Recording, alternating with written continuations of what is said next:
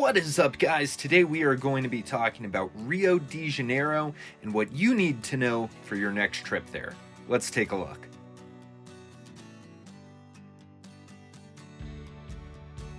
Alright, so I'm going to walk you through my trip, what I did, what I didn't do, what I enjoyed, and what I wouldn't do again.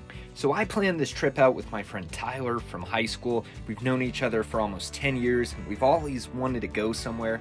I pitched South America, and sure enough, he was down. We flew in very early in the morning, probably about 5:45 from a red eye, so neither of us had showered or slept really. Thankfully, we had a mutual connection who lived in Rio and who was willing to show us around and drive us to a couple of places. Before we knew it, we were on our way into the city. We stopped at a small bakery where we got some traditional Brazilian breakfast and then made our way up to Christ the Redeemer. Now guys, I would definitely book your tickets ahead of time. We actually didn't, and thankfully we were still able to get in, but it gets very busy at the actual loading area. We took a small tram all the way up this beautiful mountain pass, and to the top of the mountain where the Christ the Redeemer statue sat. It had this beautiful view of all of Rio and into the surrounding provinces. Absolutely incredible. We stayed up there for about a good 2 hours just soaking in the view. Once again, we were still sleep deprived and dazed. It was hard to believe that we were actually here. Next, we caught an Uber to Park Lage. This place was incredible and had a number of historical buildings, as well as a garden that we were able to walk around and just sort of de-stress in. After that, like I said, both of us were fairly tired, so we just went straight to the hotel. Thankfully, we were able to get checked in. Our hotel had a beautiful infinity pool on top of it.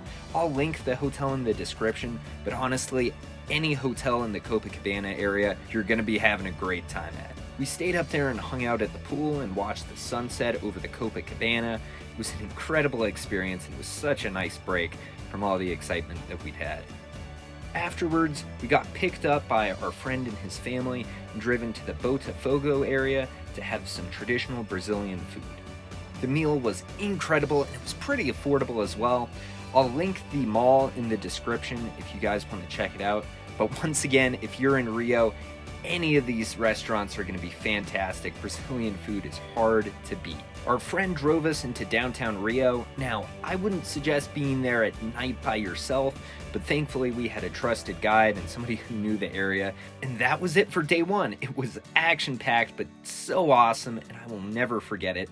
Day two, we woke up very early and went for a walk in the Copacabana. It was an incredible day, and thankfully, picture perfect for swimming and hanging out at the beach. We met up with our friend again and we all went out to another Brazilian lunch.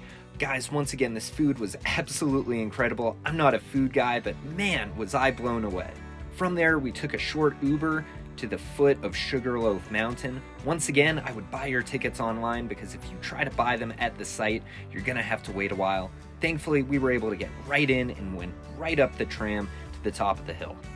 We probably spent about 3 to 4 hours up here because man, was this view incredible. And as the sun set over the Atlantic Ocean, we were just blown away by how so much beauty could exist in one tiny spot. From the top of Sugarloaf Mountain, you got this insane view of the entire area.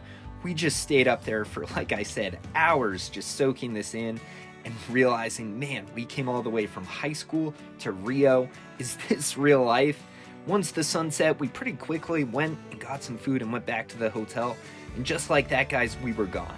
Now that might seem like a pretty short trip to you, but I was actually pretty content with everything that we were able to see and accomplish there.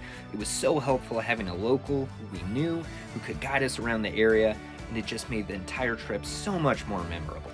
One common stereotype that I hear a lot about Brazil is the safety issue. Now, there were a couple of times where I felt like I had to be more cautious, but there were never any points that I actually felt like I was in danger. Definitely, use some street smarts. I'm going to put out a video on just how to stay smart while traveling and some things that you should look out for, keep an eye out for. But overall, I thought that Rio was pretty safe. As long as you don't go too many places at night, you have some wits about you, and you know the area that you're going to be in, I wouldn't be too concerned. Guys, thank you so much for watching. Please like and subscribe as we try to grow this thing, and we will see you on the next one.